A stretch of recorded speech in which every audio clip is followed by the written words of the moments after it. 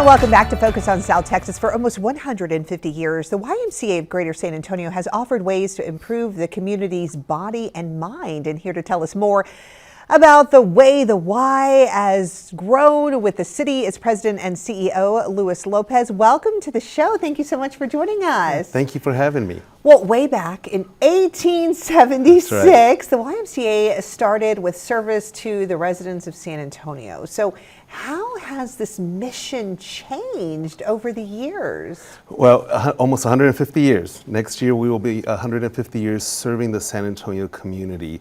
And we started in 1876 serving cowboys, serving those that were working on the railroad, serving young men and really giving them a place for activities, reading rooms, helping them with food, and really just being there for them as the Y was originated much like in 1844 in London, to just be there for that young men and those folks within our community. So given the time of 150 years ago to today, as you can imagine, the needs have evolved, as has San Antonio, and the Y has done a really good job of evolving and answering those needs as well. I love that. And I understand that the YMCA focuses on holistic wellness. What does that mean, and how do people participate in this type of wellness? So holistic wellness is, I would frame it up as really enriching the spirit, mind, and body. Mm-hmm. And we believe to really have holistic wellness, you've got to be able to enrich and feed all three. So that there is this one component of how do you maintain physical activity, and we know the benefits of that for your health, but there is also this spiritual side and your mental well-being, and really being able to really experience this, what we believe is holistic wellness.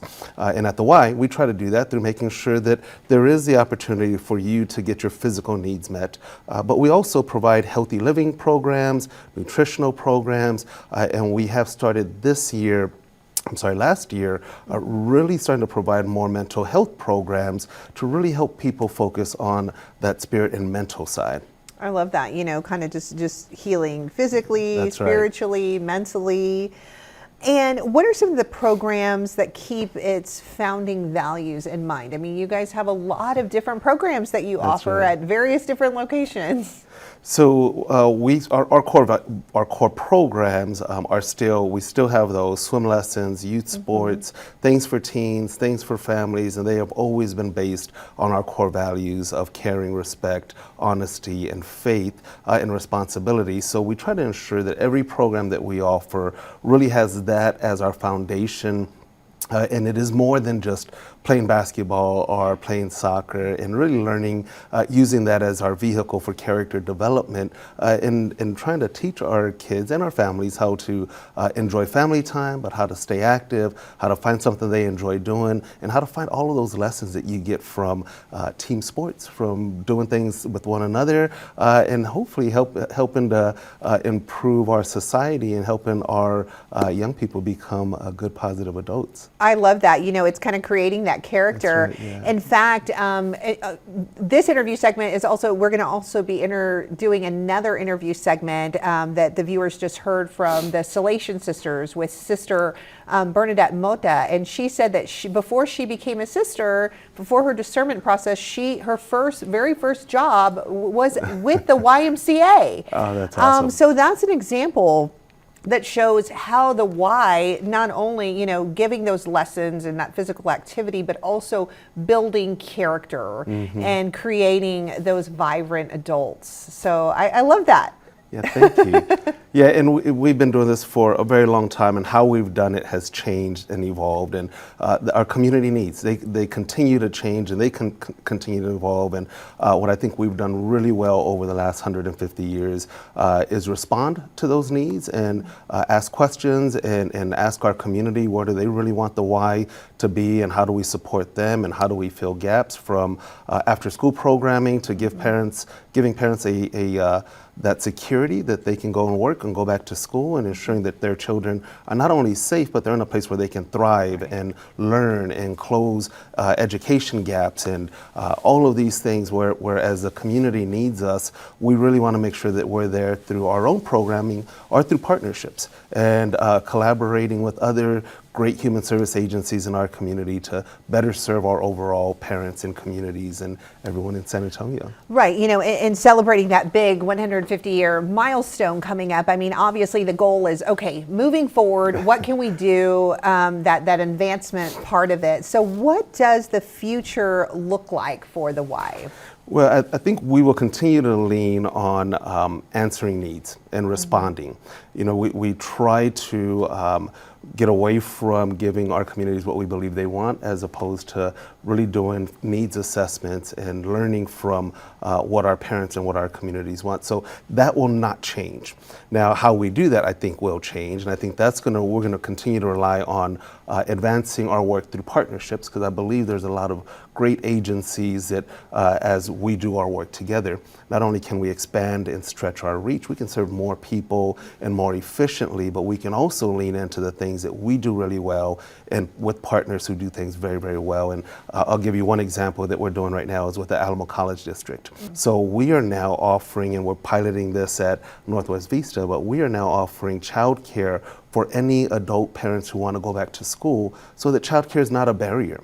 So how we can partner with some other local agencies so we could eliminate and minimize barriers for people to continue to improve their lives and the lives of their children, and really trying to create or eliminate this generational poverty or some of these things that have just been a challenge because of accessibility, is really where I believe we will continue to be and continue to do this for way more than 150 years.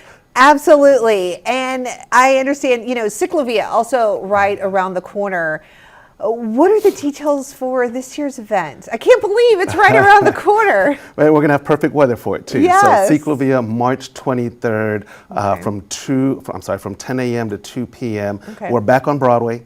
We haven't been on Broadway in a very long time. Yes. Broadway is where it started in 2010, and this stretch, we're about 4 miles, bookend to bookend. There's no start or stop. You get to go out there and bring your families and your pets, and you have fun. Right. But there are such great establishments now on Broadway, and Broadway is so vibrant. This is going to be such a great community event. I think we're going to have the biggest amount of people we've ever had, because I know everyone's going to want to come back to Broadway. But would love to have all of San Antonio come out and enjoy Sicolvia, and we're always looking for volunteers. So if there's anyone that would like to come and volunteer for the day, they can join us. They can visit our website at YMCASATX.org, and we will help them get started to volunteer. Put them to work. That's right. But it'll be a fun work. Yes. Fun work, yes, actually, absolutely.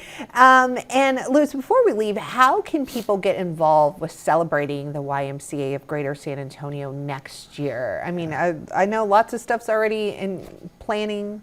So we've been planning this since last year on how we're only going to see 150 years once, and we want to make sure that we share our stories and we capture stories of all of the people whose lives have been impacted from the YMCA for the last 150 years. And we will be having a story pod as one of our things that will be going around San Antonio. It'll be at Síclovia as well, for people to really come in and just share how's the Y impacted their life.